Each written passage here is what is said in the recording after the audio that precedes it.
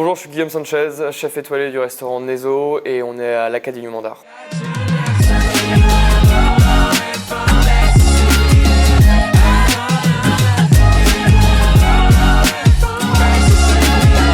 Donc ensemble, on va voir un petit peu les bases de la mise en fermentation. Pour ça, il va vous falloir forcément de l'eau, du sel, un bocal. Pour l'eau, choisissez de l'eau soit filtrée, soit de l'eau minérale. On va rajouter notre sel, on va être entre 2 à 3% de sel. Ça va vraiment dépendre du taux d'eau de végétation, à quel point votre légume ou votre fruit est humide. En plus de ça, du taux de sucre qui va être présent. C'est-à-dire que si on ne met pas assez de sel dans un fruit qui est très sucré, on va partir sur une fermentation alcoolique. On n'utilise jamais de l'eau chaude pour verser sur les légumes lors de la mise en fermentation. On va utiliser constamment de l'eau froide, mais par contre il faut dissoudre complètement le sel dans l'eau et en plus de ça enlever certaines des impuretés et certaines bactéries qui peuvent être présentes à l'intérieur. Lors de votre première mise en fermentation, faites attention à ce que les bocaux soient bien propres. Avant chaque manipulation de vos légumes, de vos bocaux, il faut se désinfecter les mains, porter des gants et redésinfecter les gants de manière à ce que vous intégriez pas de mauvaises bactéries au sein de votre fermentation.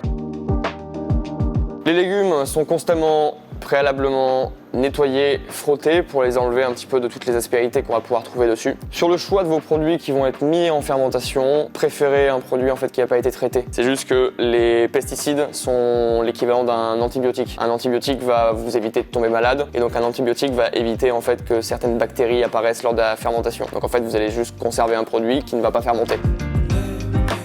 Certains légumes vont avoir besoin d'être épluchés, d'autres non. Là pour le coup sur un navet, on va choisir de l'éplucher. Une fois que votre légume est épluché, propre, vous le prenez, vous mettez dans le bocal et vous versez votre eau avec le sel. On ferme, on passe au four 8 minutes à 120 degrés.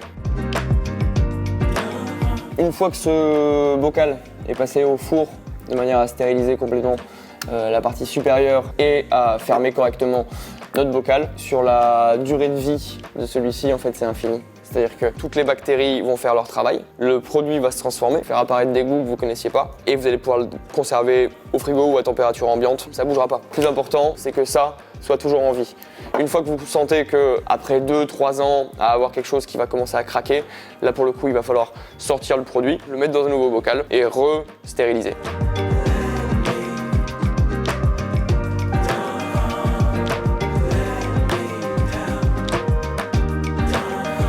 Maintenant que vous avez compris les grandes lignes de la mise en fermentation, de votre première fermentation, on va vous montrer 2-3 autres applications en direct avec d'autres produits.